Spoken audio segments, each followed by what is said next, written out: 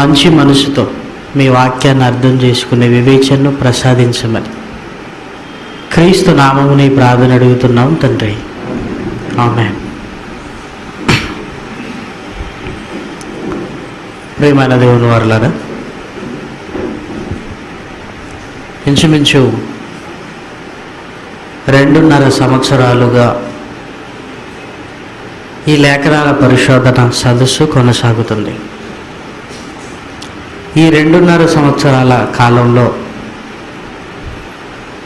ఈ కరీంనగర్లో ఉంటున్న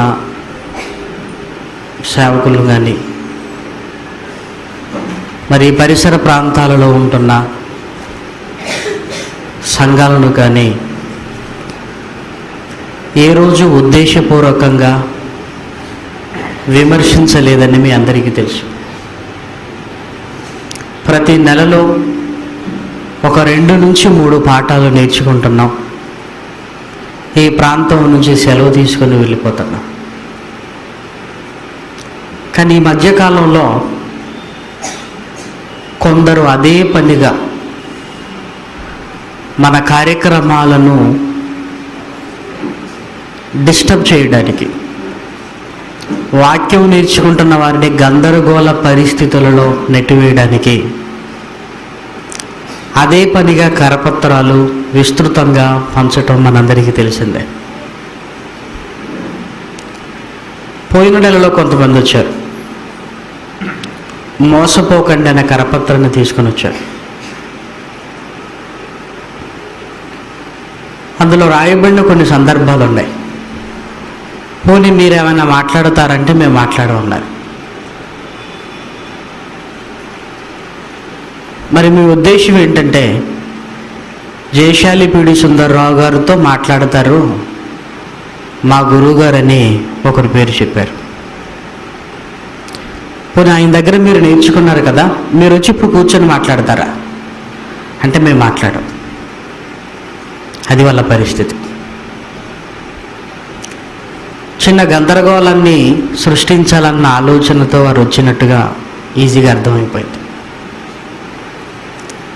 అందుకే కరపత్రాలు మీరు పంచొద్దు అని మనం చెప్పినా వారు పంచకుండా ఉండరు కనుక మీ కరపత్రాలు మీరు పంచుకోండి అని లేఖనాల పరిశోధన సదస్సు ముగించుకొని వెళ్ళిపోవటం జరిగింది. ఇకపోతే ఆ కరపత్రాన్ని చూసినప్పుడు బైబిల్ ఓపెన్ సిటీ ఇండియా ఇంటర్నేషనల్లో ఉన్నవారు బైబిల్కు వ్యతిరేకంగా చెబుతున్నారా అన్న అనుమానం ఇప్పుడిప్పుడే క్రొత్తగా నేర్చుకుంటున్న వాక్యం నేర్చుకుంటున్న వారికి అపోహపడటం అనేది సహజం. అందుకే వాళ్ళు అడిగిన ప్రశ్నలన్నింటికీ సమాధానాలు మీకు చెప్పి మీతో వారికి చెప్పించాలన్న ఉద్దేశంతోనే ఇక ఈ నెల మొదలుకొని వాళ్ళు అడిగిన ప్రశ్నలన్నింటికీ సమాధానాలే జరుగుతుంది. చూసారా, మన పాఠాలు మనం చెప్పుకుంటూ వెళ్ళిపోతుంటే మనకు అడ్డు తగిలి ఇదిగో ఈ పాఠాలు మీరు చెప్పండి అని ఎందుకైనా మంచిది అని లిస్ట్ ఇచ్చిపోయారు పోయిన నెలలో.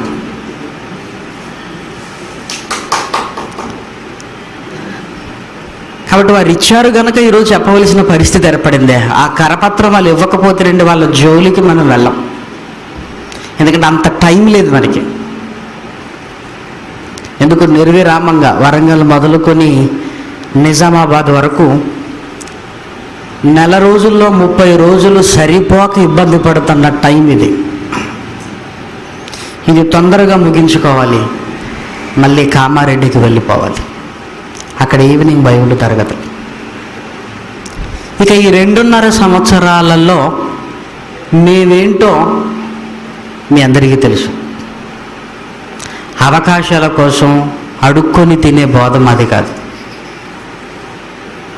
ఇన్ని సంవత్సరాల నుంచి వస్తున్నారు కదా, మీ దశమ భాగాలు మాకు తీసుకోరండి అన్న మాట మీరు వినుండరు. ఎందుకంటే అప్పుడప్పుడు మనమే అంటుంటాం, అన్నం ఉడికిందో లేదో ఒక మెతుకు పట్టుకుంటే తెలిసిపోద్దండి, ఒక బియ్యపు గింజను పట్టుకుంటే తెలిసిపోద్దండి. ఇన్ని సంవత్సరాల ఈ లేఖనాల పరిశోధనలో బైబిల్ని ఎలా విడదీయాలో, బైబిల్ని ఎలా నేర్చుకోవాలో, బైబిల్ని ఎలా చదవాలో, బైబిల్లో ఉంటున్న ఎన్నో విజ్ఞాన సంగతులు మీరు నేర్చుకున్నారు కనుక వచ్చిన వారిని మోసగించాలన్న దౌర్భాగ్యపు ఆలోచన నాకు లేదు.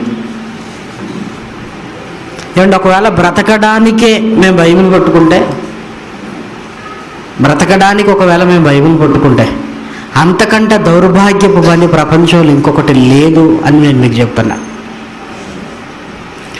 వాస్తవాలు సమాజాన్ని దృష్టికి తీసుకొని వెళ్ళాలని ఈరోజు ఎంతమంది నిందలు వేసినా, ఎంతమంది మాకు వ్యతిరేకంగా కరపత్రాలు ప్రకటిస్తున్నా వాక్యంలో ఉన్నది చెప్పాలన్న పట్టుదల మాత్రమే ఇది. ఎందుకంటే వాక్యాన్ని గౌరవించని వాడు దేవుణ్ణి గౌరవించనివాడు, వాక్యాన్ని నమ్మనివాడు దేవుణ్ణి నమ్మనివాడు, వాక్యాన్ని ప్రేమించనివాడు దేవుణ్ణి ప్రేమించనివాడు. అందుకే ఇప్పుడే కాదు, ఎప్పుడైనా మీరు అంటున్నది బైబిల్లో మాకు చూపించండి అని అంటున్నాం అంతే. ఒకవేళ నిజమన్నది బైబిల్లో దేవుడు రాయించి తీరుతాడు. బైబిల్లో ఒక రెఫరెన్స్ చూపించి, ఏమంటే మీరు ఇలా చెబుతున్నారు, బైబిల్లో ఇలా రాయబడి ఉంది కదా అని బైబిల్ తెరిచి మాట్లాడేవాడు కావాలి. నోటుకొచ్చిందల్లా మాట్లాడి మీరు తప్పు అనేవాడు మనకు అవసరం లేదు. అందుకే మొన్న వచ్చారు కదా, మొన్న వచ్చినప్పుడు మేము సమాధానం చెబుదాం అనుకున్నాం. కానీ వాళ్ళ పరిస్థితి చూసిన తర్వాత అవసరం లేదనిపించింది. మీకే బాగా నేర్పిస్తే ఆ సమాధానం ఏదో మీరే చెప్తారు. ఎందుకింత ఖచ్చితంగా చెప్పగలుగుతున్నాం అంటే, ఇప్పుడు చెప్పబోయే పాఠంలో రెఫరెన్స్లు చూస్తే మీకెంత ధైర్యం వస్తుందంటే, వాళ్ళు మోసపోయారో మోసపోకండి అని మనతో చెబుతున్నారు. ఎవరు మోసపోయారో మీకు అర్థమైపోద్ది. ఎందుకంటే బైబిల్లో దేవుడు రాయించిన మాటలు అంత ఖచ్చితంగా రాయబడుతున్న ఆ మాటలు చూస్తుంటేనండి మనం నమ్ముతున్నది నిజమని కొండంత ధైర్యాన్ని ఇస్తుంది దేవుని మాట. కాబట్టి ఎవరిని కించపరచాలన్న ఉద్దేశం మంది కాదు. వ్యక్తిగతమైన కక్షలు ఈ ప్రాంతంలో ఉంటున్న వారికి మాకేమీ లేదు. ఆస్తి పంపకాలలో గొడవలు అంతకంటే లేవు. బైబిల్లో రాయబడింది చెప్పాలన్న ఒకే ఒక ఉద్దేశం అండి. బైబిల్లో వ్రాయబడినది చెప్పాలి. వ్రాయబడినదే ఎందుకు చెప్పాలంటే, వ్రాయబడినదే దేవుడు రాయించింది. వ్రాయబడినదే దేవుడు రాయించింది. అందుకే బైబిల్కు వ్యతిరేకంగా బోధించటం అంటే పరిశుద్ధాత్మకు వ్యతిరేకంగా భయంకరమైన పాపం చేయటం. పరిశుద్ధాత్మకు వ్యతిరేకంగా పాపం చేయటం. కాబట్టి ప్రియమైన దేవుని పిల్లలారా, వాళ్ళు రాసిన ఇంచుమించు ఒక 10-15 ప్రశ్నలు ఉండొచ్చు. అందులో ఈ సందర్భంలో సేవకునికి పిలుపు అక్కర్లేదని వీళ్ళు బోధిస్తున్నారు. సేవకునికి పిలుపు అక్కర్లేదట. ఎందుకంటే సేవ చేయాలంటే తప్పనిసరి పిలుపు ఉండాలనేది కదా మన బోధ. కానీ ఈరోజు బైబిల్ ఓపెన్ సిటీ ఇండియా ఇంటర్నేషనల్లో ఏం బోధిస్తున్నారంటే, సేవకునికి పిలుపు అక్కర్లేదని వాళ్ళు బోధిస్తున్నారు అనే ఒక అభియోగాన్ని మన మీద మోపారు. కాబట్టి ఈ కాలంలో సేవకునికి సేవ కొరకైన పిలుపు వస్తుందా? ఈరోజు మన పాఠం అదే. ఈ కాలంలో సేవకునికి సేవ చేయమని దేవుడు పిలుస్తాడా? ఒకవేళ పిలిస్తే ఎలా పిలుస్తాడు? పిలుపు అనేది అసలు ఎలా వస్తుంది? ఎందుకంటే ఈ కాలంలో ఎందుకన్నామంటే, ఈరోజు ఈ కరీంనగరే కాదండి, ప్రపంచ దేశాలలో బైబిల్ పట్టుకున్న వారి పరిస్థితి ఏంటంటే, పాత నిబంధనకి క్రొత్త నిబంధనకి ముందున్న 39 పుస్తకాలకి ఆ తర్వాత ఉన్న 27 పుస్తకాలకి తేడా తెలియని వారు ఎక్కువ మంది ఉన్నారు. తేడా తెలియని వారు ఎక్కువ మంది ఉన్నారు. ఏమంటే గాడ్ ఛానల్ ఎప్పుడైనా చూసారు మీరు? గాడ్ ఛానల్ మీకు ఓపిక ఉంటే గాడ్ ఛానల్ ఒకసారి మీరు చూడండి. ఎందుకు చూడమంటున్నాడంటే విదేశాలలో ఉంటున్న బోధకుల పరిస్థితి అది. మన వాళ్ళు చాలా చిన్నోళ్ళు. ఎందుకు? వాళ్ళు పడేసే ఎంగిలి మెతుకుల కోసం ఎదురు చూసుకునేవారు మన వాళ్ళు. ఏమంటే మన వాళ్ళు ఉద్దేశపూర్వకంగా తప్పు చేయరండి. తప్పు చేసేవాడు, తప్పు చేయించేవాడు విదేశాల్లో ఉంటాడు. ఆ దరిద్రుడు ఎగరటాలు, దూకడాలు. అసలు బోధకుడు నిలబడి వాక్యం చెప్పే బోధకుడు ఈరోజు ప్రపంచ దేశాలలో లేడు. ఎందుకంటే స్టేజ్ మీద ఎన్నిసార్లు తిరిగితే అంత అద్భుతమైన బోధకుడు అనుకునే అమాయకులు ప్రజలుగా ఉన్నారు. అందుకే వాళ్ళ డ్యాన్సులు, వాళ్ళ కోలాటాలు ఇవన్నీ చూస్తుంటేనండి అసలు బైబిల్ తీసిన పాపన పోరండి వాళ్ళు. బైబిల్ తీయరు. మనిషికి అవసరాలు ఎక్కువ, దానితో దేవుణ్ణి అడిగేవారు ఎక్కువ. ఆ అవసరాల కోసం వీళ్ళ బోధలు, ఆ అవసరాలు తీరుతాయని, దేవుడికి ఏదో చెయ్యాలని వాళ్ళిచ్చే డబ్బుల కోసం కక్కుర్తి పడిన వారే ఉన్నారు గనక ఈరోజు 66 పుస్తకాల మీద అవగాహన లేని ప్రతి ఒక్కడు బోధకుడై ప్రపంచం మీద పడ్డారు. ఇక శుభవార్త ఛానల్ వచ్చిన తర్వాతనండి మన ప్రసంగికులందరూ కనపడుతున్నారండి. శుభవార్త ఛానల్ వచ్చిన తర్వాత. ఎందుకంటే స్టార్టింగ్లో ప్రసంగానికి టీవీలో మాట్లాడాలనుకుంటే 3,000 రూపాయలే. ఈ మధ్యకాలంలో వాడికి కూడా బిజినెస్ బాగా పెరిగి ఈ మధ్యకాలంలో 15,000 చేశాడు అరగంటకి. బొత్తిగా 3,000 అనేసరికి ఎలా ఉంటుంది చెప్పండి? ఇప్పుడు ఒక 3,000 నాది కాదనుకుంటే అరగంట అక్కడ కనిపించవచ్చు. ఇక ఈ అరగంటలో కూడా ఏం మాట్లాడాలో తెలియక ఒక 5 నిమిషాలు వీడే పాట పాడుకుంటుంటాడు. ఇప్పుడు నిజంగా పాడినా బాగుండు. యాక్షన్, తోటలల్లా, కొండలల్లా, గుట్టలల్లా, అడవులల్లా తిరుగుతున్నట్టు యాక్షన్. అది యాక్షన్లా ఉండదు, మొహం అంతా లాబెట్టి ఓవర్ యాక్షన్ చేస్తుంటారు. ఈ 30 నిమిషాలు ఏం మాట్లాడాలో తెలియక 5 నిమిషాలు పాట, 10 నిమిషాలు మళ్ళీ వాడి గురించిన సాక్ష్యం, 5 నిమిషాలు కథ. ఇక పోయిందంతా 20 నిమిషాలు అయిపోయింది. ఇంకా 10 నిమిషాలు. ఈ 10 నిమిషాల్లో 5 నిమిషాలు వాక్యం చదివించి 5 నిమిషాలు ఇదిగో ఈ కింది అడ్రస్కు మీ చెక్కులు, మీ డీడీలు, మీ విరాళాలు మొత్తం మాకే పంపించండి అని వెళ్ళిపోతాడు. ఏం చెప్పాడంటే ఏమీ చెప్పరండి. అందుకే కొన్ని లేఖనాల పరిశోధనకు వచ్చి ఇక్కడ నేర్చుకున్నది మీరు గుండె మీద చేసుకొని చెప్పండి.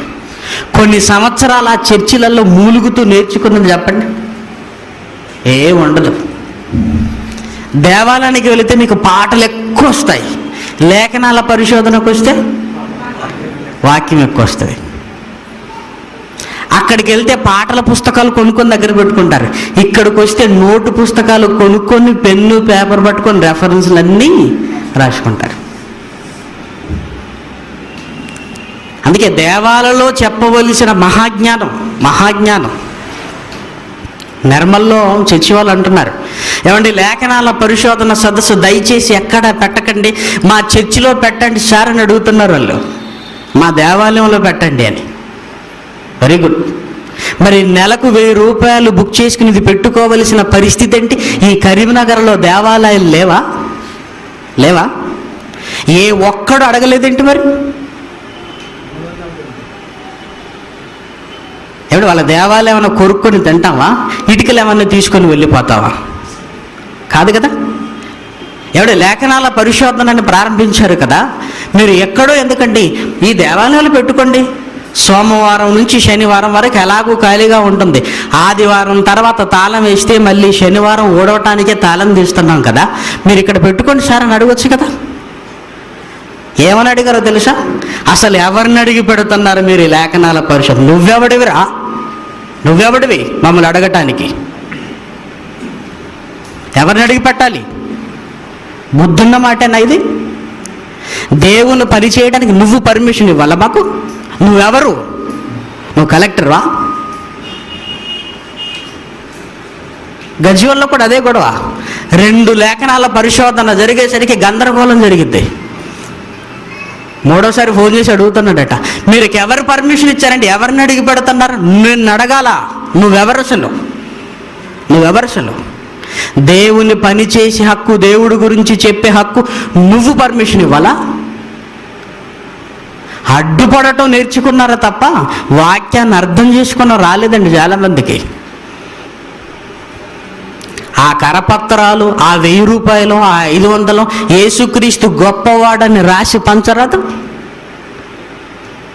ఆ కరపత్రాలకు అయ్యే ఖర్చు ఆ 1000 రూపాయలు ఉంది కదా, యేసుక్రీస్తు గొప్పవాడని రాసి ప్రింట్ చేసి పంచు. మా మీద డబ్బులు తగలబెట్టే అంత తెలివితేటలు ఉన్నాయి తప్ప దేవుడి గురించి రాసే కరపత్రాన్ని పంచే తెలివితేటలు లేవు. కరపత్రం మేము రాయలేక కాదు, మేము పంచలేక కాదు, మేము మీద రాస్తే డబ్బులు వేస్ట్ అని ఏమీ రాయలేదు. వేస్ట్ ఎందుకు? కాబట్టి బైబిల్పై అవగాహన లేదు. ఈరోజు సేవకుల్ని దొంగలు అంటున్నారండి. Bible open university, India international అంటున్నారు. దొంగలు అనగానే నీకెందుకు? గుమ్మడికాయ దొంగ ఎవరు అంటే దొంగోడు ఏం చూసుకున్నాడట? భుజాలు చూసుకున్నాడట. పోనీ బైబిల్లో ఆ మాట లేదంటారా? బైబిల్లో ఆ మాట లేదా? సేవకుల్ని దొంగలని దూషిస్తున్నారు అన్నారు. అందరినీ అనలేదే. అలా అని సేవకులలో ఈరోజు దొంగలు లేరా? సేవకులలో విశ్వాసులను తీసుకెళ్ళిపోయి పెళ్లి చేసుకున్న దౌర్భాగ్యులు లేరా? సేవకులలో 2 పెళ్లిళ్ళు చేసుకున్న దౌర్భాగ్యులు లేరా? సేవ పేరు చెప్పి విశ్వాసురాలను మోసగించిన దొంగలు లేరా మన దాంట్లో? లేరా? ఎంతమందిని చూపించాలి మీకు? ఎంతమందిని చూపించాలి చెప్పండి? సేవ ముసుగులో బంగారాన్ని దోచుకున్న దౌర్భాగ్యులు లేరా? ఏం అనకూడదా? ఇప్పుడు బైబిల్లో యేసుక్రీస్తు ఏమన్నాడు చూడండి. యోహాను సువార్తలో యేసుక్రీస్తు అంటున్న మాట ఒకసారి దయచేసి మీరు చూడండి. ఈరోజు ఏమీ అనకూడదు అంటున్నారు.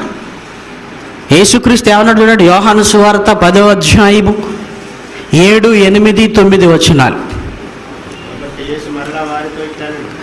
కాబట్టి యేసు మరలా వారితో ఇట్లా, నేను గొర్రెలు పోవు ద్వారమును నేనే, నాకు ముందు వచ్చిన వారందరూ దొంగలు దోచుకొని వారునై ఉన్నారు. బైబిల్లో ఈ మాట ఉందా లేదా? నాకంటే ముందు వచ్చిన వారందరూ దొంగలు, దోచుకొనివారు, దోపిడీగాళ్ళు అంటున్నారు. ఈ మాట చెప్పొద్దా మరి? ఉన్నది చెప్పాలి. చెప్పొద్దు అనడానికి వీళ్ళెవరండి అసలు?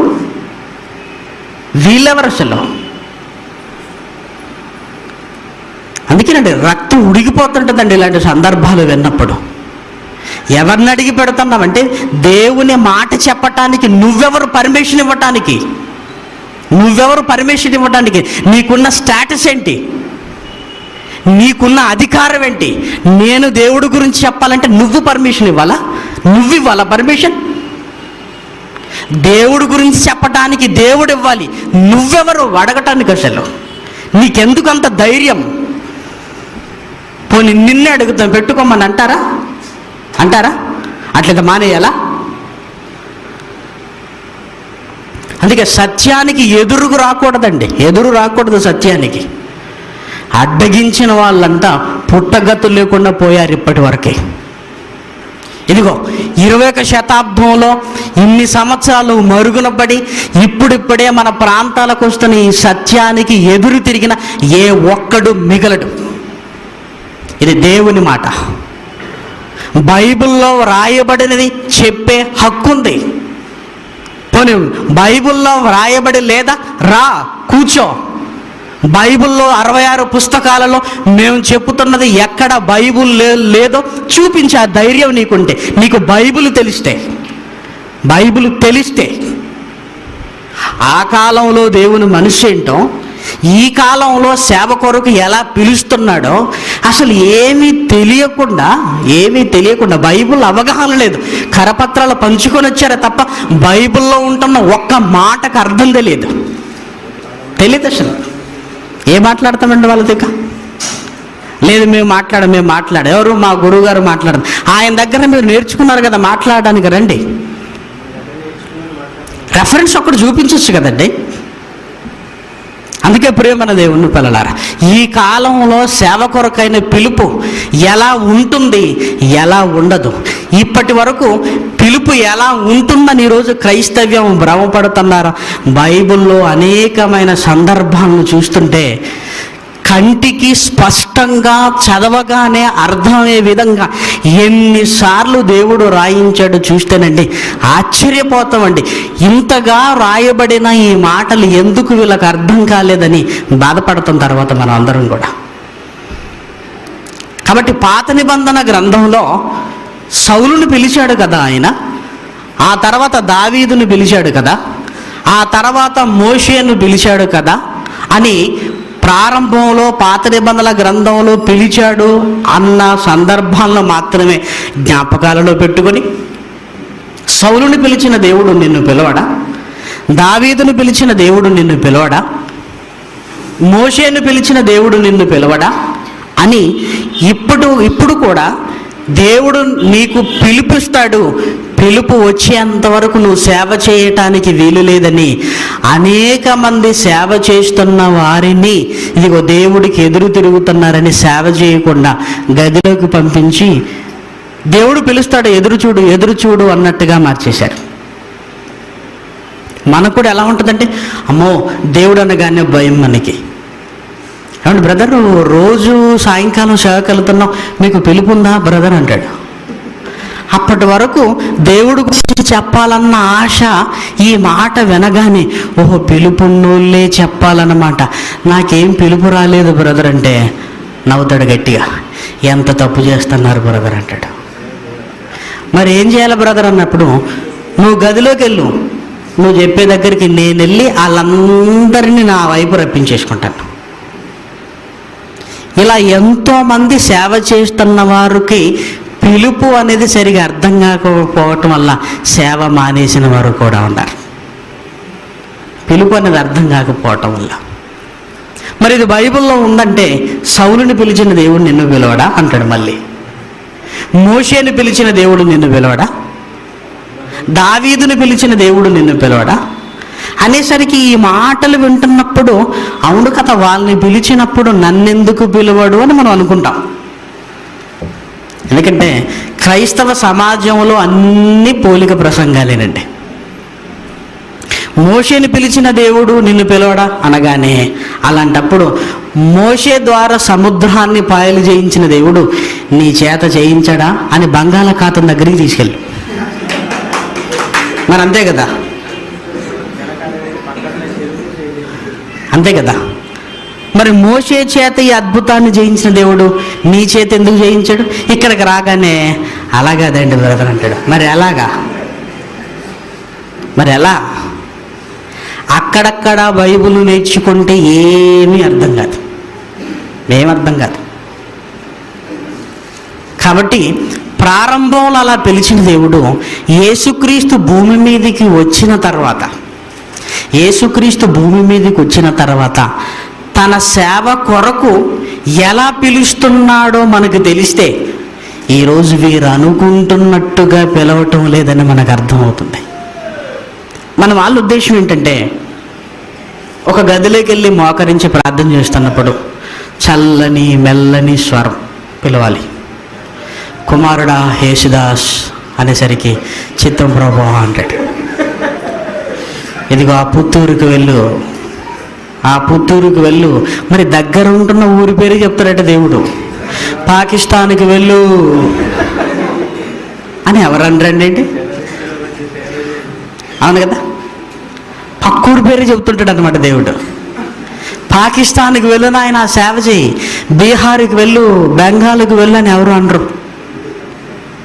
ఇలా రావాలన్నమాట, ఆ సౌండ్ రావాలి మనకి. అప్పుడు దేవుడు నన్ను పిలిచాడని బయలుదేరతారు. అప్పుడు చాలామంది అండి ఇల్లందులో కొత్తగా మేము స్టార్ట్ చేసేటప్పుడు అప్పుడప్పుడే మన దగ్గరకు వచ్చి వాక్యం నేర్చుకుంటున్నాడు. ఒక 6 months వాక్యం నేర్చుకుంటాడు. అలా పాస్టర్ గారు వెళ్ళాడట. ఏంటి పాస్టర్ గారు ఇలా వచ్చారంటే, ఏం లేదు బాబు, ఒక 6 నెలల నుంచి ప్రార్థన చేస్తుంటే దేవుడు మీ కుటుంబాన్ని చూపిస్తున్నాడు, మీ కుటుంబాన్ని చూపిస్తున్నాడు. ఎందుకండి అన్నాడు. మీ కుటుంబం దగ్గరికి నేను వెళ్తే మీరు నాకు బండి కొనిస్తారని దేవుడు నాతో చెప్తున్నాడు అని. ఏమన్నా సైకిల్ అది? 6 నెలల నుంచి దేవుడు ఒకటే ఫోర్స్ చేస్తున్నాను నన్ను. ఎందుకు? మీ ఇంటికి వెళ్ళమని, మీ ఇంటికి వెళ్ళమని, వెళ్ళమని. అవునా కాదా, అవునా కాదని 6 నెలలు వెయిట్ చేశాను. నిజంగా మీ ఇల్లే. నాకు రావడం లేదు, వెళ్ళకపోతే నేను శాపగ్రస్తుని అయిపోతానేమో అని ఇక్కడికి వచ్చాను. ఇవ్వకపోతే మీరు శాపగ్రస్తులు అవుతారు, తీసుకోకపోతే ఇవ్వటం కష్టమా, తీసుకోవటం కష్టమా? మళ్ళీ ఇదేంటి, తీసుకోకపోతే నేను శాపగ్రస్తుని అయిపోతానేమో. మన దగ్గర వాక్యం నేర్చుకున్నాడు కదా. ఏమండి అయ్యగారు, 6 నెలల నుంచి మా ఇంటికి మిమ్మల్ని రమ్మన్నాడు కదా దేవుడు. ఏమండి, 1 నెల మీరు మా ఇంటికి వస్తారని మాతో ఎందుకు చెప్పలేదండి దేవుడు అన్నాడు. బండి తీసుకోమని మీకు చెప్పాలి, బండి ఇవ్వమని నాకు చెప్పాలి. బండి తీసుకోమని మీకు చెప్పాడు దేవుడు, కానీ బండి ఇవ్వమని మాకు చెప్పలేదండి. చెప్పిన తర్వాత మీరు రాకపోయినా మేము వచ్చిస్తాంలేండి. నీకు అర్థమైందా? తీసుకోమని ఈయనకు చెప్పాడు, మరి కొనివ్వమని ఆయనకు చెప్పాలా వద్దా? ఈయనకు చెప్పిన దేవుడు ఆయనకు చెప్పడా? అది పుత్తూరుకి వెళ్ళమని చెప్పాడు, మరి పుత్తూరు రోళ్ళకి చెప్పాలి కదా. అయ్యో పలానా ఆయన మీ దగ్గరికి రప్పిస్తున్నాను అని వాళ్ళకి చెప్పడు, ఈయనకి చెప్తాడు. ఈయనకి చెప్పిన దేవుడు వాళ్ళకెందుకు చెప్పడు? పుత్తూరులో ఉంటున్న ప్రజలారా, మీ దగ్గరకు ఒక ఆయన్ని పంపిస్తున్నాను, ఆయన గుర్తులు ఎలా ఉంటాయంటే అని చెప్పాలి కదా. ఈయన వెళ్ళి చెప్తాడు, దేవుడు మీ దగ్గరికి నన్ను పంపించాడు అని. మరి మీరు వస్తారని మాకు చెప్పలేదండి, ఏంటండి దేవుడు అంటే? ఈయన సమాధానం ఏంటండి? ఈయన సమాధానం ఏంటి? అడిగేవారు లేక వీళ్ళు చెప్పింది తలూపేవారే ఎక్కువైపోయారండి. అడిగేవారు లేరు. ఇప్పుడు మీరు అడిగారనుకోండి, ఈ మధ్యలో ఎక్కడికి వెళ్తున్నాడు వీడు, నెలకొకసారి, రోజు కనపడట్లేదు, కరీంనగర్కి వెళ్తున్నాడు, చూసారు ఎలా తయారైందని మళ్ళీ మన మీద చూసారు. అంటే గొర్రెల్లా వాళ్ళు చెప్పిందల్లా తలూపే టైపు కావాలి. ఏమైనా అడిగామనుకోండి శాపగ్రస్తులు అయిపోతారు. ఏం చేద్దాం అంటాడు. మనకంటే భయంకరమైన శాపగ్రస్తుడు వాడే. ఎందుకు? ఈ 66 పుస్తకాలలో ఉంటున్న మాటలు సరిగా చెప్పటం రాదు, సరిగా చదవరు, ఆలోచించరు, అడిగితే మాట్లాడే ధైర్యం ఉండదు. కరపత్రాలు రాసి పంచటం గొప్ప అనుకుంటున్నారా? దమ్మునుడు వచ్చి కూర్చొని, మీరు కూర్చోండి నేను కూర్చుంటాను, బైబిల్తో మాట్లాడుకుందాం రండి అనాల. కరపత్రాలు పంచి వెళ్ళిపోతున్నారంటే అర్థం ఏంటి? ఇదిగో మాకు మాట్లాడటం రాదు, ఈ కరపత్రం చదువుకోండి, మాకు మాట్లాడటం రాదు, ఈ కరపత్రం చదువుకోండి అని. వద్దు, అలాంటివి చేయకూడదు. మరి ఈ కాలంలో దేవుడు పిలుస్తానని రాశాడా, పిలిచానని రాశాడా? ఒకవేళ పిలిస్తే ఎలా పిలుస్తున్నాడో బైబిల్లో అనేకమైన సందర్భాలను ఇప్పుడు మనం వెతుకుతాం. బైబిల్లో అనేకమైన సందర్భాలను, సౌలును పిలిచినట్టుగానే మనల్ని పిలుస్తాడని రాశాడా? దావీదును పిలిచినట్టే మనల్ని పిలుస్తానని రాశాడా? లేదా యేసుక్రీస్తు ఈ భూమి మీదకి వచ్చిన తర్వాత మనల్ని పిలిచాడా? పిలిస్తే ఎలా పిలిచాడు? ఇదిగో ఎంత పర్టికులర్గా మనకు తెలిస్తేనండి ఎవరితో మాట్లాడటానికైనా మనకు ధైర్యంగా ఉంటుంది. అందుకే ఎవరు మీతో ఏం మాట్లాడుతున్నా బైబిల్లో ఎక్కడుంది మాకు చూపించండి అని ఒకే ఒక్క ప్రశ్న అడగండి, ఇక మాట్లాడరు. మీతో ఎవరు మాట్లాడుతున్నా మీరు మాట్లాడుతున్నది బైబిల్లో ఎక్కడుందో చూపించండి, మీరు ఒకే ఒక్క మాట అడగండి, ఇక మాట్లాడరు.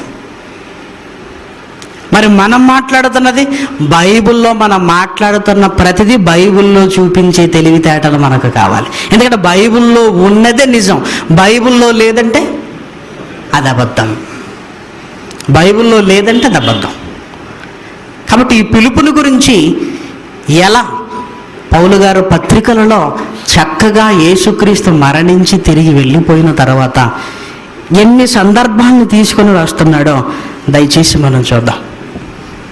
ఒక్కసారి చూడండి. కొరింథీయులకు రాసిన మొదటి పత్రిక, కొరింథీయులకు రాసిన మొదటి పత్రిక, మొదటి అధ్యాయము 7, 8, 9 వచనాలు. మన ప్రభువైన యేసుక్రీస్తు దినమందు మీరు నిరపరాధులై ఉండునట్లు అంతము వరకు ఆయన మిమ్మును స్థిరపరచును. మన ప్రభువైన యేసుక్రీస్తు అను తన కుమారుని సహవాసమునకు మిమ్మును పిలిచిన దేవుడు నమ్మదగినవాడు. ఏమంటే మీ దగ్గర పెన్ను ఉంటే మిమ్మును పిలిచిన దేవుడు నమ్మదగినవాడు అన్న దగ్గర అండర్లైన్ చేయండి. మిమ్మను పిలువబోయే దేవుడు నమ్మదగినవాడు అనటం లేదు పౌలు గారు. మన ప్రభువైన క్రీస్తు సహవాసమునకు మిమ్మును పిలిచిన దేవుడు, మిమ్మును పిలిచిన దేవుడు నమ్మదగినవాడు. మిమ్మును పిలిచిన దేవుడు నమ్మదగినవాడు అన్నాడు. ఇప్పుడు ఈ రెఫరెన్స్లన్నీ మీరు వాళ్ళకి చూపించాలి. ఏమండి, పిలుస్తాడు అనటానికి ఒక్క రెఫరెన్స్ చూపించండి, పిలిచేశాడు అనటానికి మీరు 100 రెఫరెన్స్లు చూపించగలరు. మిమ్మును పిలిచిన దేవుడు నమ్మదగినవాడు అన్నాడు. అంటే మిమ్మల్ని పిలిచాడు, కానీ పిలిచాడు అని నేను చెప్పితే మీకు నమ్మకం ఉండదు. అవును కదా, పిలుస్తాడు అంటే నమ్ముతాం మనం. అందుకే పిలిచాడు, ఈ మాట నిజం, ఆయన అబద్ధం ఆడడు, ఆయన నమ్మదగినవాడు అన్నాడు. ఎప్పుడు పిలిచాడు, ఎలా పిలిచాడు, ఎందుకు పిలిచాడు, ఇప్పుడు మనకు కావాలి. పిలిచిన దేవుడు నమ్మదగినవాడు అన్నాడు కదా, ఎప్పుడు పిలిచాడో, ఎలా పిలిచాడో, ఎందుకు పిలిచాడో ఇప్పుడు మళ్ళీ బైబిల్లో ఉంటున్న మరొక మాటను మీరు చూడగలిగితే పేతురు గారు రాసిన మొదటి పత్రిక 2వ అధ్యాయము 9వ వచనాన్ని జాగ్రత్తగా పరిశీలిద్దాం. పేతురు గారు రాసిన మొదటి పత్రిక 2వ అధ్యాయము 9వ వచనం. అయితే ఒకప్పుడు మీరు చీకటిలో నుండి ఆశ్చర్యకరమైన తన వెలుగులోనికి మిమ్మును పిలిచిన, మళ్ళీ పిలిచిన అన్న దగ్గర అండర్లైన్ చేయండి. ఒకప్పుడు మీరు చీకటిలో ఉన్నారు. చీకటిలో అంటే లోకంలో, పాపంలో, దేవునికి దూరంగా ఉన్న స్థితి అండి ఒకప్పుడు మంది.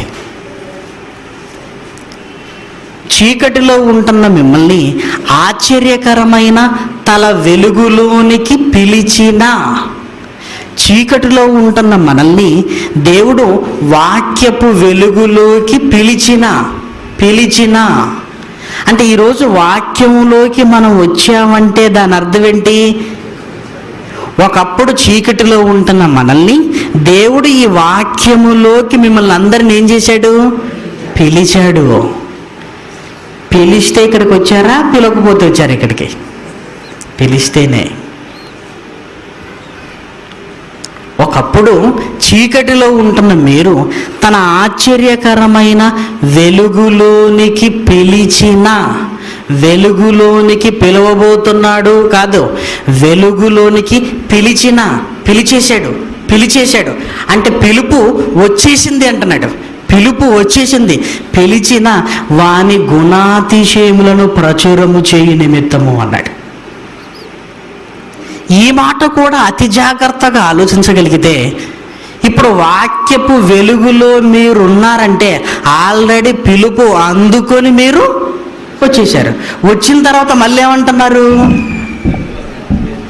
దేవుడు పిలుస్తాడు. పిలిస్తేనే వచ్చారు. మీరు పిలిస్తేనే వచ్చారనటానికి సాక్ష్యం ఏంటి? ఒకప్పుడు చీకటిలో ఉన్నారు, ఇప్పుడు వెలుగులోకి వచ్చారు. వెలుగులోకి వచ్చారంటే ఎవరు పిలిస్తే వచ్చారు? దేవుడు పిలిస్తే మేము వచ్చాము కానివ్వండి, మళ్ళీ సేవకు పిలవలేదు కదా అంటారా? మళ్ళీ సేవకు మమ్మల్ని పిలవలేదు కదా అంటే కింద ఏమన్నా ఉంది చూడండి.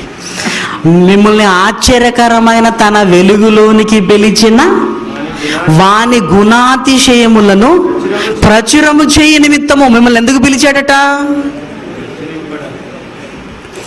ఆశ్చర్యకరమైన వెలుగులోకి మిమ్మల్ని ఎందుకు పిలిచాడంటే, మిమ్మల్ని పిలిచిన దేవుడు ఎంత గొప్పవాడో ప్రచురము చేయ నిమిత్తము. ప్రచురము చేయ నిమిత్తం అంటే ప్రకటించాలి. ప్రకటించటం అంటే సేవ. మిమ్మల్ని పిలిచిందే దేవుడు తన గుణాతిశయం ప్రచురము చేయ నిమిత్తము. సమాజానికి తన గొప్పతనాన్ని చెప్పటానికే ఆశ్చర్యకరమైన తన వెలుగులోనికి మిమ్మల్ని పిలిచాడు. పిలిచిందే తన గురించి చెప్పటానికి. మళ్ళీ చెప్పటానికి దేవుడు పిలవాలని అంటున్నారేంటి? మీకు ఒక ఎగ్జాంపుల్ చెప్తాడు. పెళ్ళి అయిపోయిన తర్వాత ఇంటికి వచ్చిన తర్వాత నాకేం పని చెప్పటం లేదండి అని భార్య అంటే బాగుంటుందా? అసలు పెళ్ళి అయింది ఎందుకు? ఇంటికి వచ్చిన తర్వాత ఆ బాధ్యతలన్నీ భుజస్కంధాల మీద వేసుకోవాలి. పెళ్ళి అయితే జరిగింది కండి, నాకెవరూ పని చెప్పట్లేదండి, చెప్పినప్పుడు చేద్దాంలే అని హాయిగా కూర్చుంది అనుకోండి. అప్పుడు ఏమంటారు? ఏమ్మా, వాకిలి శుభ్రం చేయాలని నీకెవరైనా చెప్పాలా? వంట చేయాలని నీకెవరైనా చెప్పాలా? బట్టలు ఉతకాలని నీకెవరైనా చెప్పాలా? నీకు వివాహం జరిగిందంటే దాని అర్థం ఏంటో తెలుసా? నీ భర్తతో పాటు నీ భర్త ఇంటికి వచ్చి ఇంటి పని ఇదంతా చూసుకోవాలి కదా. ఇది ఒకరు చెప్పాలా? మళ్ళీ చెప్పడం అంటూ ఏమీ ఉండదు. వాక్యం కూడా అలానే రాయబడింది. మీరు చూడండి, మిమ్మల్ని చీకటిలో నుంచి వెలుగులోకి ఎందుకు తెచ్చాడు? తన గుణాతిశయములను ప్రచురము చేయ నిమిత్తమే. మిమ్మల్ని పిలిచిందే సేవ చేయడానికి. మళ్ళీ మీరు ఏమంటున్నారు?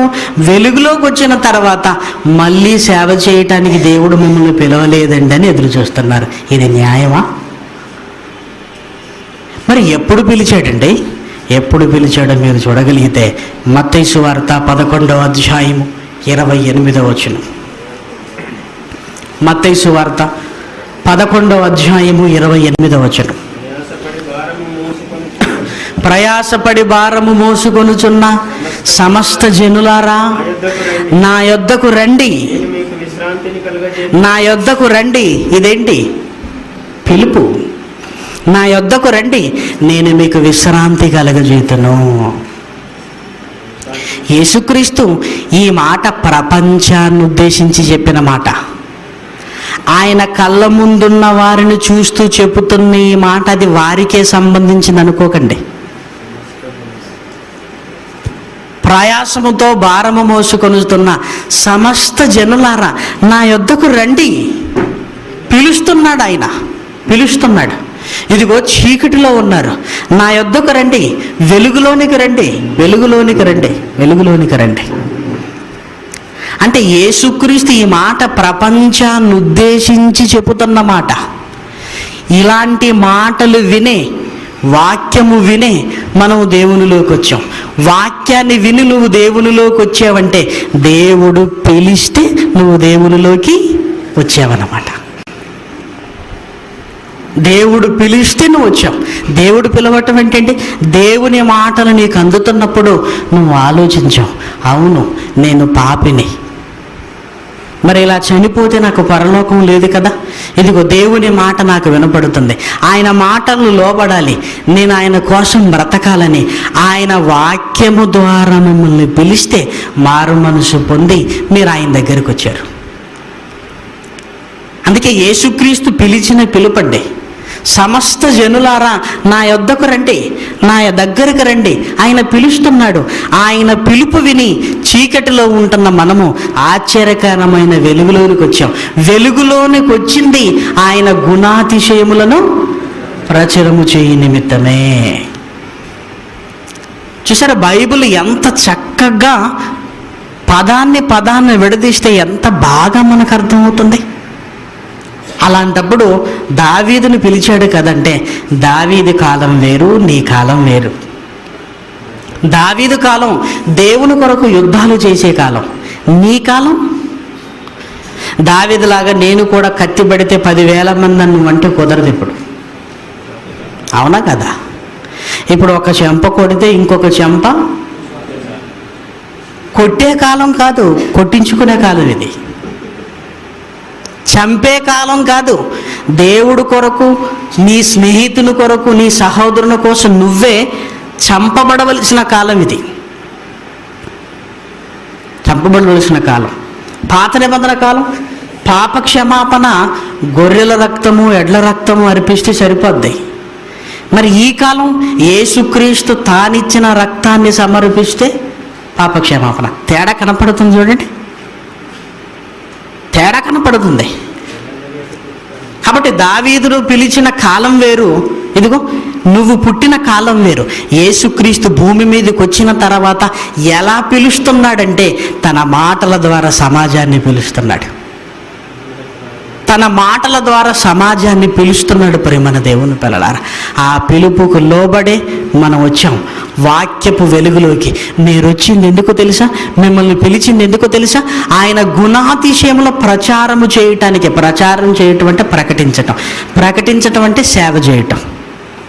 అంటే బ్యాప్టిజం తీసుకుని వెలుగులోకి వచ్చిన ప్రతి ఒక్కరూ దేవుని గురించి ప్రకటించాలి అని మనకు అర్థమవుతుంది. ప్రతి ఒక్కరు. ఇంకా చూడండి, తెస్సలోనికలకు రాసిన పత్రిక, అపోస్తలుడైన పౌలు గారు తెస్సలోనికలకు రాసిన 2వ పత్రిక 2వ అధ్యాయము 14వ వచనం. తెస్సలోనికలకు రాసిన 2వ పత్రిక 2వ అధ్యాయము 14వ వచనం. మీరీలాగున రక్షింపబడి మన ప్రభువైన యేసుక్రీస్తు యొక్క మహిమను పొందవలెనని. ఇక జాగ్రత్త వినాలి. ఆయన మా సువార్త వలన మిమ్మును పిలిచెను. ఎలా పిలిచాడట? మా సువార్త అంటే మేము ప్రకటిస్తున్న సువార్తలు మీరు విని వాక్యాన్ని వింటున్నారంటే మా ద్వారా దేవుడు మిమ్మల్ని పిలుస్తున్నాడు. ఎన్నో సందర్భాల్లో వాక్యం చెబుతూ ఇదిగో మీరు మారండి అనే పదం వస్తుంది. మారండి అని మిమ్మల్ని మారమని కోరుతున్నది నేను కాదు, నేను చెబుతున్న మాట. ఆ మాట ఎవరిది? దేవుడిది. దేవుడు మిమ్మల్ని మారమని పిలుస్తున్నాడు. ఎలా పిలుస్తున్నాడు? నేను చెప్పే వాక్యము ద్వారా. అందుకే ఎంత బాగా రాయబడుతుంటే మళ్ళీ 14, మీరీలాగున రక్షింపబడి మన ప్రభువైన యేసుక్రీస్తు యొక్క మహిమను పొందవలనని ఆయన మా సువార్త వలన మిమ్మల్ని పిలిచెను. మళ్ళీ అండర్లైన్ చేయండి అన్నమాట. పిలిచెను అండర్లైన్ చేయండి. అంటే సువార్త ఎంతమందికి అందిందో అందరినీ దేవుడు పిలిచేస్తున్నాడు. పిలిచెను, మా సువార్త వలన మిమ్మును పిలిచెను. మా సువార్త వలన మిమ్మును పిలిచెను అంటే సువార్త ఎంతమందికి అయితే అందుతుందో ఈ సువార్త వలన దేవుని పిలుపు అందరికీ అందుతుంది. ఏమంటే ఈ మాటలన్నీ అబద్ధాలు అయిపోతాయి చెప్పండి? ఈ మాటలన్నీ నిజం కదా? పిలిచెను అన్నాడు. పిలిచెను, సువార్త నీకు అందిందంటే దాని అర్థం ఏంటి? దేవుడు మిమ్మల్ని పిలిచేశాడు.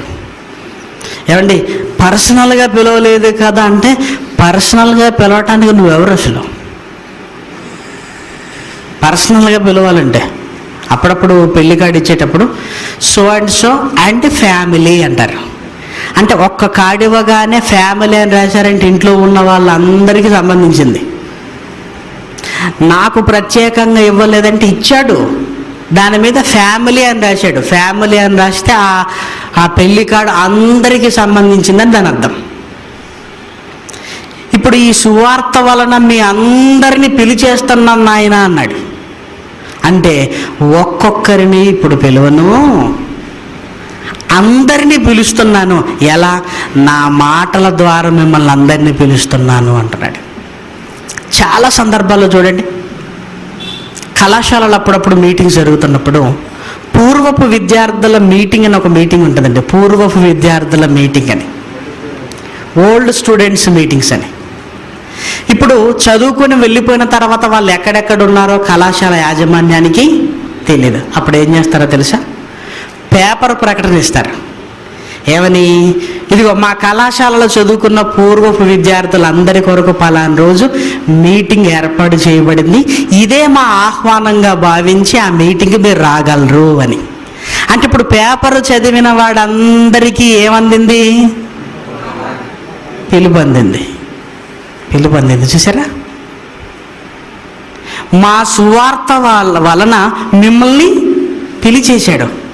అంటే దేవుడు వాక్యము ద్వారా అందరినీ పిలుస్తున్నాడన్న సంగతి మనకు తెలియక, ఎప్పుడో ప్రారంభంలో మోషేను ఒక్కడిగా పిలిచాడు కదా, సౌలును ఒక్కడిగా పిలిచాడు కదా, దావీదును ఒక్కడిగా పిలిచాడు కదని ఇవే మనసులో పెట్టుకున్నాము. కానీ యేసుక్రీస్తు వచ్చిన తర్వాత అందరినీ ఎలా పిలుస్తున్నాడో ఈ సందర్భాలు తెలియదు. మా సువార్త వలన మిమ్మల్ని పిలిచేశాడు. మళ్ళీ పిలవలేదని ఎదురు చూడకండి. పిలిచేను పాస్ట్ టెన్స్. పిలిచెను అండర్లైన్ చేశారు కదంటే, పిలిచెను అన్న దగ్గర అండర్లైన్ చేశారు కదా. మరొక మాట, తెస్సలోనిక రాసిన మొదటి పత్రిక, అపోస్తలుడైన పౌలు తెస్సలోనిక రాసిన మొదటి పత్రిక, మొదటి అధ్యాయము 4వ వచనం. మొదటి అధ్యాయము 4వ వచనం. ఏలయనగా దేవుని వలన ప్రేమింపబడిన సహోదరులారా, మీరు ఏర్పరచబడిన సంగతి అనగా మా సువార్త మాటతో మాత్రమే గాక శక్తితోనూ పరిశుద్ధాత్మతోనూ సంపూర్ణ నిశ్చయతతోనూ మీ యొద్దకు వచ్చి ఉన్న సంగతి మాకు తెలియను. సువార్త వలన పిలిచాడు అంటే, సువార్త వలన పిలిచాడని మీరు చిన్నగా అనుకుంటారేమో, కానీ సువార్త అంటే ఏమనుకుంటున్నారు? అది మాటలతో కాదు, శక్తితో అంటున్నాడు. మనం ఏమనుకుంటామంటే, ఓహో సువార్త ద్వారా పిలిచాడని చిన్నగా అనుకుంటాం కదా. మనం డైరెక్ట్గా పిలిస్తే అది గ్రేట్ అనుకుంటాం, సువార్త ద్వారా పిలిస్తే వాక్యం ద్వారా పిలిచాడా అని మనం చిన్నగా అనుకుంటామని. సువార్త మీ దగ్గరకు వచ్చిందంటే అది ఎంత గొప్ప సంగతో తెలుసా అని. ఏలయనగా దేవుని వలన ప్రేమింపబడిన సహోదరులారా, మీరు ఏర్పరచబడిన సంగతి అనగా మా సువార్త మాటతో మాత్రము గాక శక్తితోనూ పరిశుద్ధాత్మతోనూ సంపూర్ణ నిశ్చయతతోనూ మీ యొద్దకు వచ్చి ఉన్నదని మాకు తెలుసు, కానీ మీరు అర్థం చేసుకోలేకపోతున్నారు. పరిశుద్ధాత్ముడు ఇదిగో ఈ వాక్యాన్ని మీ దగ్గరికి తీసుకుని వస్తున్నాడు. ఇది మాట కాదు, వాక్యం అనగానే ఏమనుకుంటున్నారు? శక్తితోనూ పరిశుద్ధాత్మతోనూ ఈ వాక్యము మీ దగ్గరకు వచ్చిందంటే మిమ్మల్ని పిలుస్తున్నాడన్న సంగతి మీకు అర్థమైపోవాలి. మళ్ళీ మనం సపరేట్గా పిలిస్తేమో గొప్ప, సువార్త వలన పిలిస్తేమో తక్కువ అని మీరు అనుకుంటారేమో అని. ఇది మాట మాత్రంతో కాదు, శక్తితోనూ పరిశుద్ధాత్మతోనూ ఇది నిశ్చయత, మీరు ఏర్పరచబడిన సంగతి అంటున్నాడు. ఇంకా ఇదే తెస్సలోనిక రాసిన మొదటి పత్రిక 4వ అధ్యాయం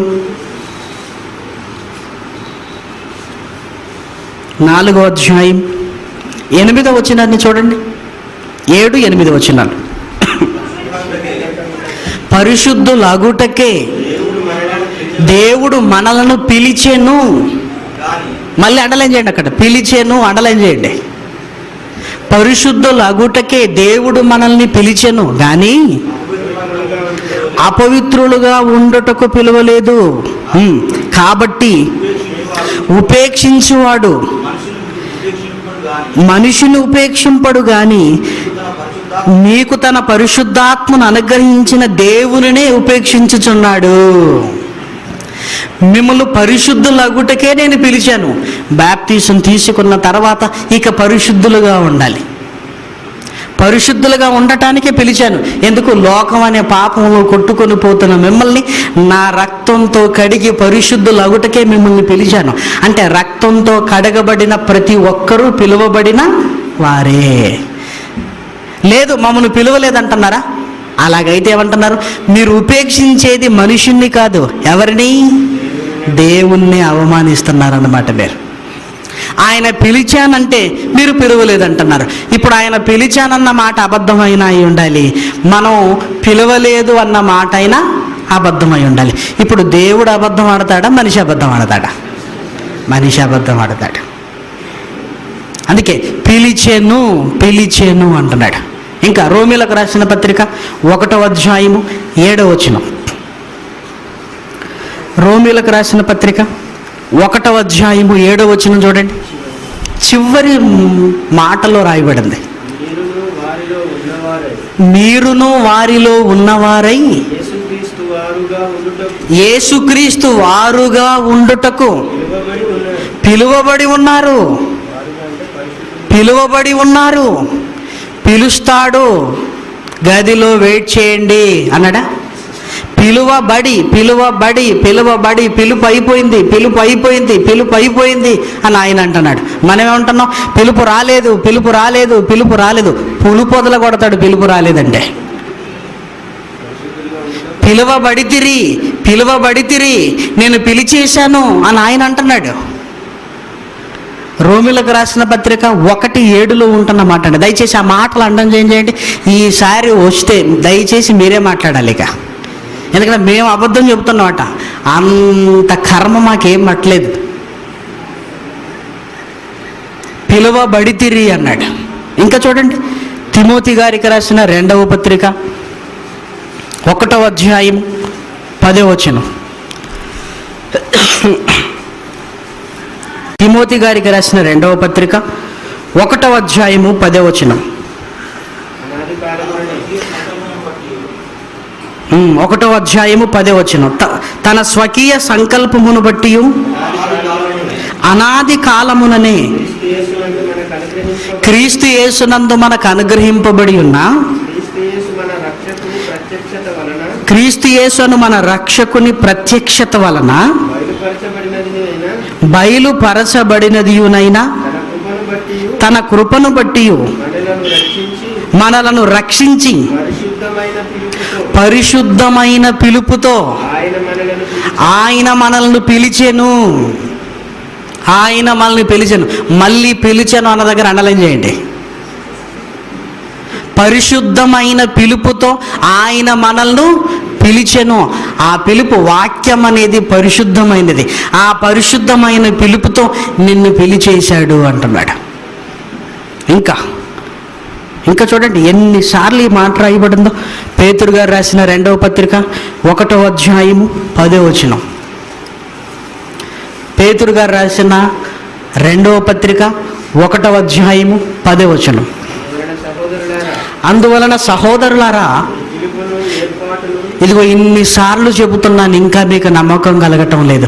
మీ పిలుపును ఏర్పాటును నిశ్చయము చేసుకొనుటకు జాగ్రత్త పడండి. ఇక ఇన్నిసార్లు రాయబడినా చెప్పినా మీకు నమ్మకం కలగటం లేదంటే నేనేం చేయలేను. మీ పిలుపును జాగ్రత్త పడండి. నేను పిలిచాను అంటున్నాను, ఇంకా మీరు పిలవలేదు అంటున్నారు. లేదు, నేను పిలిచేశాను, మీకు అర్థమైతే జాగ్రత్త పడతారంటున్నాడు. కాబట్టి కాల్ లెటర్ అంటారు. ఉద్యోగాల కొరకు అప్లై చేసుకున్నప్పుడు కాల్ లెటర్ ఇంటికి వస్తుంది. పోస్ట్ మ్యాన్ ఇంట్లో ఎవరుంటే వాళ్ళకి ఇచ్చి వెళ్ళిపోతాడు. నాకు ఇవ్వలేదు గనక, నా చేతికి ఇవ్వలేదు గనక, ఇంట్లో ఇచ్చాడు గనక నాకు కాల్ లెటర్ రాలేదంటే కుదురుతుందా? ఇంట్లో ఇచ్చాడు, చూసుకోవాలి నువ్వు. లేదు, పోస్ట్ మ్యాన్ నా చేతికి లేదు గనక నన్ను పిలవలేదంటే కుదరదు. నీ కొరకు ఉద్యోగం అనేది ఎదురు చూస్తూ కుదరదు. నువ్వు వెళ్ళాలి, ఆ కాల్ లెటర్ పట్టుకొని జాయిన్ అవ్వాలి. దేవుడు సువార్త వలన మనం పిలిచాడు, మనకు అర్థం కావట్లేదు. చూసారా? నన్ను ప్రత్యేకించి పిలవలేదని నువ్వు ఎదురు చూస్తున్నావు, కానీ ఆయన ఏమంటున్నాడు? సువార్త ద్వారా నేను పిలిచేశాను, పరిశుద్ధమైన పిలుపుతో పిలిచేశాను. అది మాట అనుకోకు, శక్తి పరిశుద్ధాత్మతో నేను పిలిచేశాను. ఇక దేవుడు అంటున్నాడు, మీ పిలుపును ఏర్పాటును నిశ్చయం చేసుకున్నటకు జాగ్రత్త పడండి. ఒకవేళ పిలవలేదనుకొని అలానే ఉన్నారా, సేవకు వెళ్ళకుండా మీరు నష్టపోతారు అంటున్నాడు. ఇంకా కొరింథీయులకు రాసిన మొదటి పత్రిక 1వ అధ్యాయం 9వ వచనం చూడండి. కొరింథీయులకు రాసిన మొదటి పత్రిక 1వ అధ్యాయము 9వ వచనం. మన ప్రభు అయిన యేసుక్రీస్తు అను తన కుమారుని సహవాసమునకు మిమ్మల్ని పిలిచిన దేవుడు నమ్మదగినవాడు. మిమ్మల్ని పిలిచిన, మళ్ళీ పిలిచిన అన్న దగ్గర అండర్లైన్ చేయండి. పిలిచిన దేవుడు నమ్మదగినవాడు. ఆయన ఎందుకు నమ్మటం లేదు? పిలిచిన దేవుడు నమ్మదగినవాడు అన్నాడు. ఇంకా 26వ వచనం, సహోదరులారా మిమ్మును పిలిచిన పిలుపును చూడుడి, నేను పిలుస్తాను, ఎదురు చూడండి అన్నాడా? మిమ్మును పిలిచిన పిలుపును చూడండి, నేను పిలుస్తాను, ఎదురు చూడండి అంటే ఇదిగో దేవుడు ఎదురు చూడమన్నాడండి, ఆయన పిలుస్తాడని. అందుకే మేము ఎదురు చూస్తున్నాం అంటే బాగుండు. నేను పిలిచిన పిలుపును చూడండి, మీరు గమనించుకోవటం లేదు అని దాని అర్థం. ఇంకా పేతురు గారు రాసిన మొదటి పత్రిక 2వ అధ్యాయం 9వ వచనం. అయితే మీరు చీకటిలో నుండి ఆశ్చర్యకరమైన తన వెలుగులోనికి మిమ్మల్ని పిలిచిన వాని గుణాతిశయములను ప్రచురము చేయి నిమిత్తము అన్నాడు. అంటే వచ్చిన మీరందరూ సేవ చేయాలి. బాప్టిజం తీసుకున్న ప్రతి ఒక్కరూ సేవ చేయాలి. ఇంకా తీతుకు రాసిన పత్రిక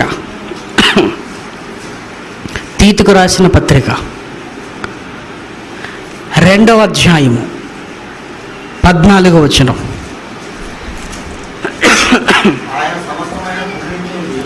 ఆయన సమస్తమైన దుర్నీతి నుండి మనల్ని విమోచించి సత్క్రియల యందు ఆసక్తి కలిగిన ప్రజలను తన కొరకు పవిత్రపరుచుకొని అన్నాడు. సత్క్రియలు నువ్వు చేయాలని నిన్ను పవిత్రపరుచుకున్నాడు. సత్క్రియలంటే వాక్యములో ఉంటున్న క్రియలు, వాక్య ప్రకారమైన క్రియలు.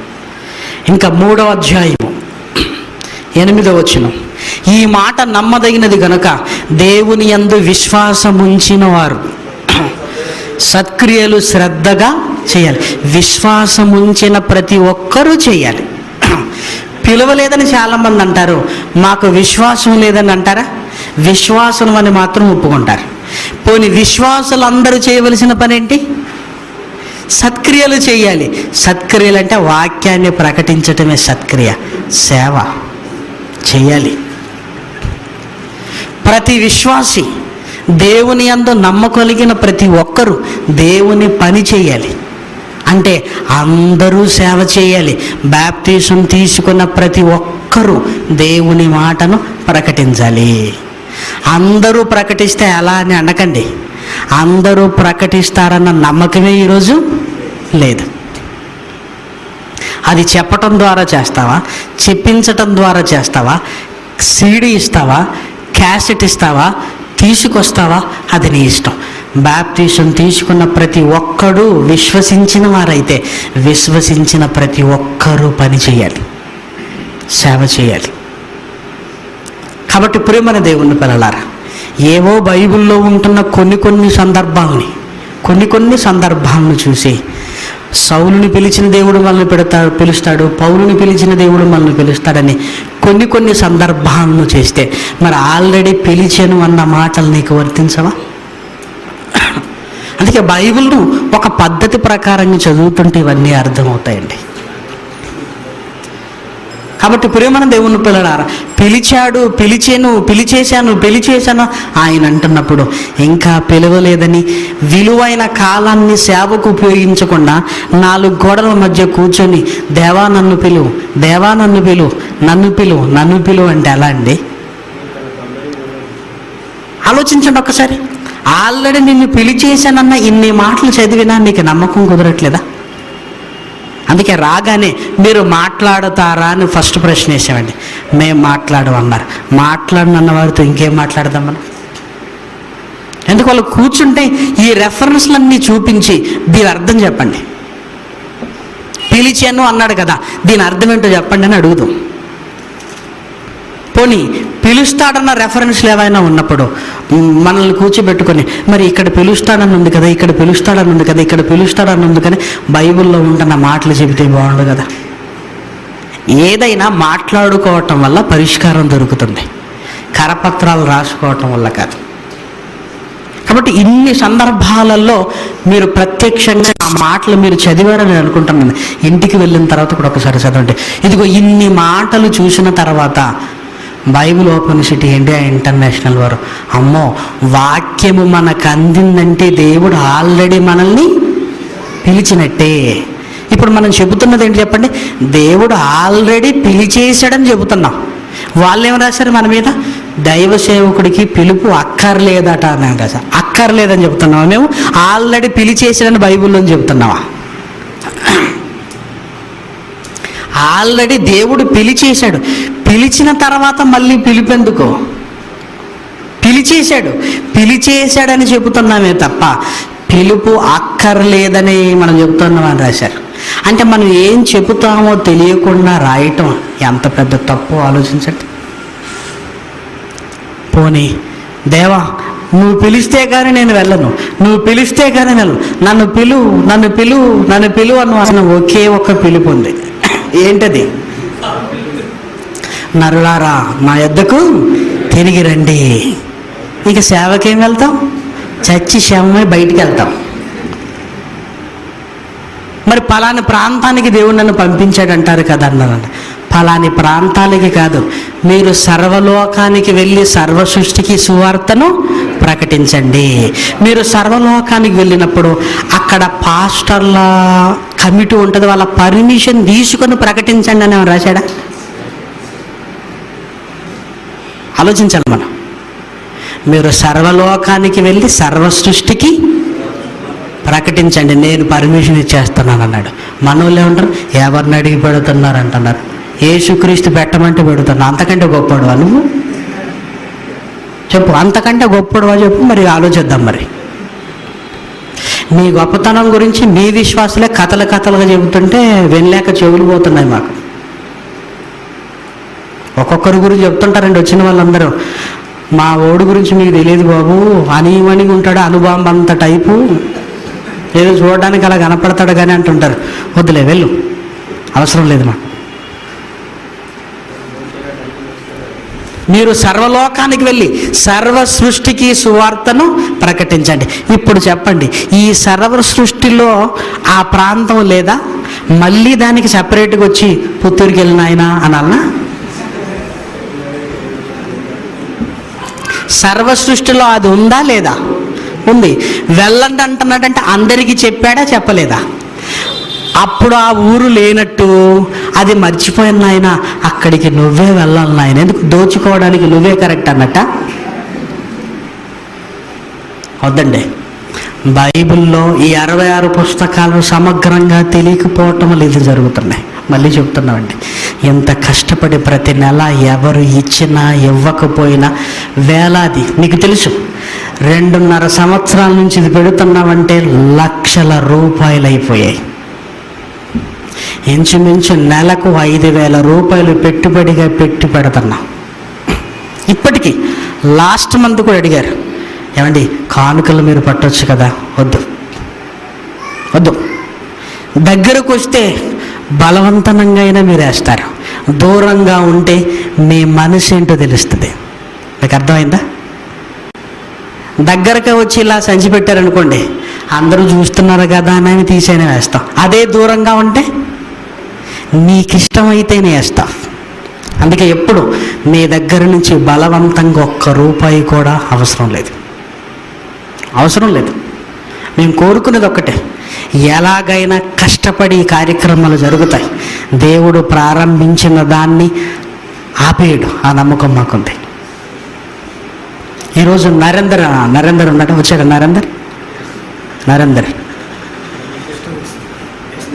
నరేందర్ చెల్లి ఎస్టేర్. దయచేసి ఎక్కడ ఉంది చెల్లి, ఎక్కడుంది? ఇంకా ఈరోజు పులిహార మనకు ప్రొవైడ్ చేశారు. ఎస్టేర్ సిస్టర్ గారండి నిలబడ్డారు. ఏమంటే లాస్ట్ టైం అరటిపళ్ళు మనం ఇస్తున్నాం మళ్ళీ ఈసారి అరటిపళ్ళే అనుకున్నాం. కానీ మీ కష్టాన్ని ఆలోచించారు, దేవుడి కోసం ఏదైనా చేయాలనుకున్నారు, పులిహారను వండి సిద్ధం చేసుకుని తీసుకొని వచ్చారు. ఇది లాస్ట్ మంత్లో మాకు తెలియదు ఈరోజు పులిహార మీకు పెడతామన్న సంగతి మాకు తెలియదు.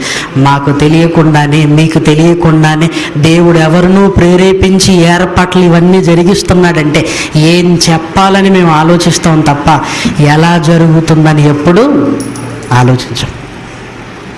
ఆలోచించవలసినంత అవసరం లేదు. కాబట్టి ప్రియమైన దేవుని పిల్లలారా, ఇగో ఇన్ని మాటలను బట్టే ఆల్రెడీ దేవుడు పిలిచేశాడు అని ప్రకటిస్తున్నాం. ఇది తప్ప? ఇది బైబిల్ ప్రకారం కాదా? పోనీ పిలుస్తాడన్న మాట బైబిల్లో నుంచి చూపించవచ్చు కదా.